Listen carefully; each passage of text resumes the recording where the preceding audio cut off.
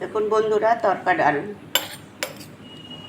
নিরামিষ সবজি, 5 মিনিটের তরকা ডাল, আদা রসুন পেস্ট দিয়ে রান্না করেছি, টমেটো কুচি দিয়েছি, একটু ধনে পাতা দিয়ে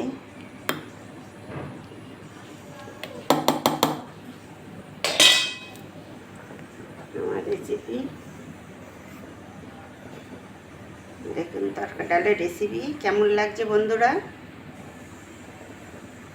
ভালো লাগলে সাবস্ক্রাইব করবেন, শেয়ার করবেন। দেখছেন কত সুন্দর, রুটির সাথে হেভি টেস্টি, হেভি সুন্দর। ধনে পাতা টাতা দিয়ে রান্না করেছি।